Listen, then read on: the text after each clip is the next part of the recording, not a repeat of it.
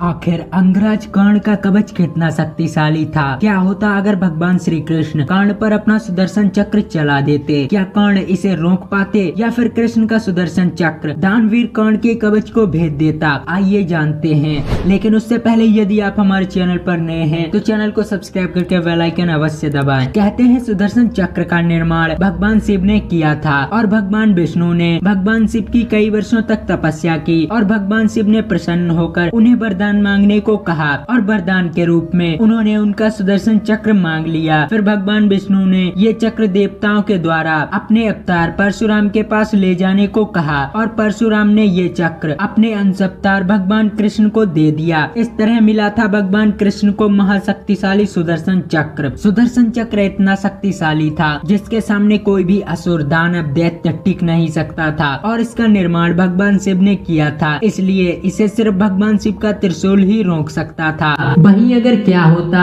अगर सुदर्शन चक्र कर्ण के ऊपर चला दिया जाता? कहते हैं महारथी कर्ण के कवच कुंडल बहुत शक्तिशाली थे। वे इतने शक्तिशाली थे कि अगर महाभारत के युद्ध में कृष्ण ने उनके साथ छलना किया होता तो शायद कोई महाभारत के पूरे युद्ध में उन्हें हरा नहीं सकता था। कर्ण की शक्ति से भगवान कृष्ण भली भांति परिचित थे। वे जानते थे कि कर्ण के पास जब तक कवच कुंडल है तब तक उसे कोई मार नहीं सकता। कृष्ण की चिंता बढ़ती चली गई क्योंकि कौरवों के सबसे शक्तिशाली योद्धाओं में कर्ण का नाम सबसे ऊपर था। ऐसे में उन्हें अर्जुन की चिंता सताने लगी। भगवान कृष्ण के साथ देवराज इंद्र भी कर्ण की शक्ति को जानते थे। कर्ण की इस शक्ति को छीण करने के लिए कृष्ण ने योजना बनाई। कृष्ण ने इंद्र को ब्राह्मण के भेष में कर्ण के पास जाने के लिए कहा। कृष्ण जानते थे कि कर्ण प्रतिदिन लोगों को दान दिया करते थे। जब इंद्र की बारी आई तो कर्ण ने उनसे पूछा, आपको क्या वस्तु चाहिए? तो इंद्रदेव ने ब्राह्मण के भेष में उनसे उनके कवच कुंडल मांग लिए। महारथी कर्ण ने बिना कुछ सोचे समझे अपना कवच और कुंडल उन्हें दे दिया। इस प्रकार भगवान कृष्ण की योजना के चलते कर्ण के कवच और कुंडल उनसे छीन लिए गए। वहीं महाभारत के अध्याय में भगवान कृष्ण 17वें दिन अर्जुन से कहते हैं, हे अर्जुन, मैं तुमको कुछ बताना चाहता हूँ। फिर कृष्ण ने बताया कि महारथी कर्ण तुमसे कई गुना बेहतर धनुधर और योद्धा है। यहाँ तक कि अगर वह अपने कवच और कुंडल के साथ युद्ध के मैदान में होता